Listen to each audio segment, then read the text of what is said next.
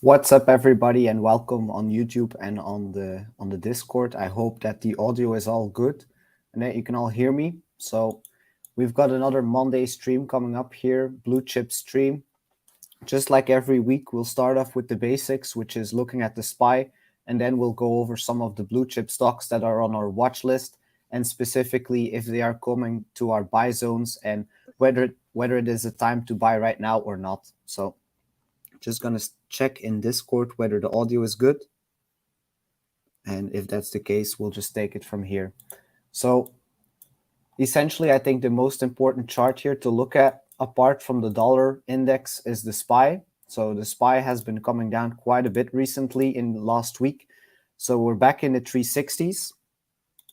And what I think is going to happen here, if we lose that 362 level for the SPY, I think that we're in downside targets to 345 and 325. So if that happens, that will also mean that our blue chips will come down a little bit more.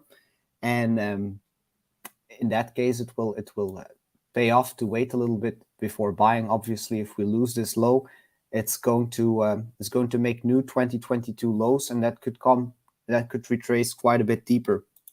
So for the SPY specifically this week, I'm looking if we can hold this low and we can see some strength and we can get back above 376, then I'm also going to maybe interested to long a little bit. But as of right now, it doesn't really show a lot of strength, in my opinion, and it would be wise to just wait and not get in prematurely here on too many longs, in my opinion. So the SPY is not looking all too great. I would say we kind of have to get back above 376 really quick. Otherwise, we'll be looking at downside targets here. 345, 325 is all very, very reasonable. And so in that case, we'll also take a look at some blue chips here. So specifically, one of those that I really like is Google. For Google, we have a couple of entry areas here, and like the first one is really $91. So also Google has lost its previous low here that we made in 2022 back in May. So we're already approaching $97. But I think that if we lose that, really $91 will be a good place to look at specifically potential bounces. So same thing here with Google. If we are going to regain that $102, then again, I will be interested to long it probably, because then we're getting back into this range that has basically a range low at 102 and a range high at 122, but we clearly are losing it. And so the most conservative entry that you could probably snipe here in the future for Google would at least be $91. Now, if that doesn't hold, you absolutely have to be prepared for a scenario where it just gets way, way worse, and then my next buying area for Google would be $76, give or take. That would be the 2618 fib extension from this wave here. We have a swing low, swing high. You lose that swing low, you're basically in downside targets. So last week, by not getting in, that was actually the right move, because it would have been not a good time to get in stocks last week. Basically, we did come a lot lower.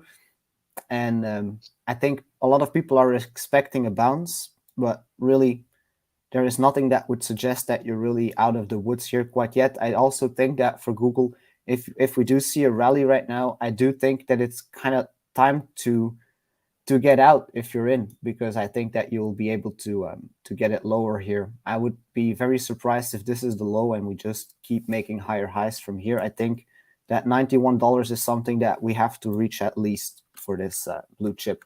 But definitely, if you do come down, I would say in the bigger picture, those are great buying opportunities for these blue chip stocks. So definitely don't be afraid to buy these lower price targets to shoot for them. So that's what I have for Google, is $91 first and then 76. Another one that we can take a look at is Apple. Of course, this is a pretty popular one. It's currently trading at 150. I remember that in the Pennybois short advanced section, we've actually shorted the top here at 175-ish. So we're coming down pretty much here, but like in comparison to Google, I would say that Apple seems a lot stronger, because you're basically way above the previous low still. So I would say for Apple, in the short term, I would start to become interested at around 145, because that would be that 618 area. Basically, this would be an area where you could expect a bounce. So for Apple, I might look at longs around 145, and then I would probably set a stop loss under 140 and try to ride it up again. I think that this is definitely one of these outlier stocks that are incredibly strong. So Apple around 145. If we lose that, then I think that you're probably also going to come back to the previous low at around 129. So that would be the next spot to basically be interested at. But for Apple, I think that this is something that will make new all-time highs relatively soon, potentially. It's really a very wanted stock. So if this retraces back down to 145.33 here, I'm going to look. If there are buyers stepping into the market, that's definitely a spot where I would want to go long on this stock. So that's what I have for Google. That's what I have for Apple. Now, another blue chip stock here is NVIDIA. This has been on my watch list for quite a while also. And we have basically identified that if NVIDIA would lose its previous low, that we were going to look at that area around 116. Now, we're trading at 125, which is not too far off. I would say the same thing here. You've lost quite a lot of support, and it would be quite likely that you'll actually retrace lower to about 116 for NVIDIA. So I'm still very much being patient here, because I've got my targets set right in advance for all of these blue chip stocks. And if you have not seen them, go check out my channel on the Discord, because I've listed them all there. For NVIDIA, if we come down lower this week, I'm also going to apply like the same DCA tactic here at 116. If we lose that, definitely, if things get really bad, it could be quite the case that you come back all the way to $85, and then that would be an optimal loading zone in my opinion. Doesn't look too good here for the next coming days and weeks. You've essentially lost your low, you're downtrending. So I would be very patient also for NVIDIA and take a look if that retraces back to 115.6, and then if you lose that, it will be down to $85 for this particular stock, which is it's been quite the ride for this NVIDIA. You're at a major support level right now, so if you lose that, it's definitely going to be, I would say, back down to the high that we've had here in February of 2020. That would be like the worst case scenario here for me for NVIDIA, would be around $79, $80. But I think that would be a massive, massive support. But short term, I don't really see a lot of reason to become ultra bullish. You're downtrending, lower highs, lower lows on the daily time frame. So yeah, the first stop here for me is 115.6. And if we come there, then I'm going to be very interested to add some to my position. Now, the next one that I have here is Visa. This is also a stock that really I was surprised to see so much weakness also last week. We kind of lost our previous low at 185.91. So because we lost it, we're basically in downside targets. And for me, the areas to look for a bounce on Visa would be 178 and 168.5, basically. Again, same thing. If you lose that low, you're in downside targets, and the 1272 and the 1618 fib extensions here always give you a good idea of where you can look to expect a little bit of a support. So 178 would be the first target, and then really realistically 168.5, which is if we draw a support line here at the bottom, then I would definitely say that I'm already quite interested to add to that at $178, because it's basically at the lower end of this trend line. And then if we can get a wick below here, close back in this trend line, I think that what you could be forming here for Visa is just a massive descending wedge ultimately. And then you would want to become very bullish, of course, at the bottom of this wedge, and definitely look at this as an opportunity to get in if you're not already, because ultimately also in the long run, I think that Visa is definitely a company that is here to stay and that is definitely well established. So that's kind of what I have for Google, for Apple, for NVIDIA, for Visa. One more stock that I like to take a look at quite often is NEO. I wouldn't really say that this is a blue chip stock because it's obviously a Chinese company that already brings some risks with it, but it's definitely an interesting one.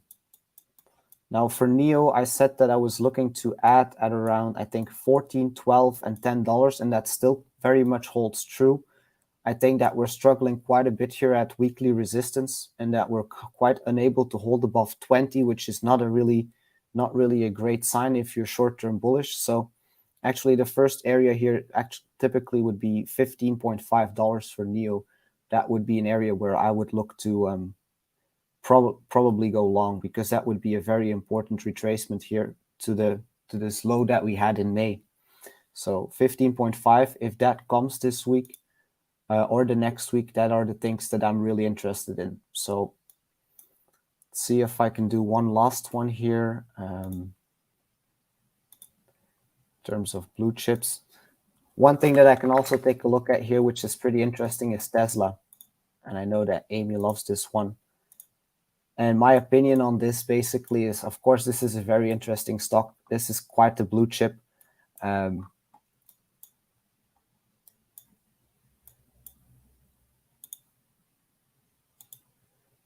I would say for Tesla, if you can see us get back above, like, and I think I've seen other analysts like also mention this. So definitely I'm not the first one to invent this, but if we can get back above 317, 318 here for Tesla in the future, I think that is really the pivot in the market that will send you way higher.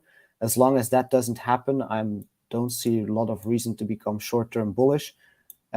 If this retraces back down to about 245, then definitely that's an area where I would suspect that you can potentially form a higher low here, and that would give a great entry on Tesla. So if things do turn bearish here, which I kind of suspect that they do, I think that last week was really not that really a bad warning sign, and that is basically confirming that you're in downside targets for everything. So I could see also a short-term rally up for everything, but ultimately I think that it's very important to keep these downside targets in mind for everything, for the indices, and also for stocks like Google and Apple and Visa, because truly I think that more than ever it's like time to invest in value, and value stocks are really like the blue chips are definitely what are going to keep you alive. I don't think that risky tech is the place where you need to go right now. I think it's definitely a time to start becoming interested in picking up some blue chip stocks at the levels that I've basically shown. So that's what I have in terms of the major blue chips, and I'll keep it updated on my channel over on the Discord, and I'll end it here. So thanks for listening, and I'll see you next week.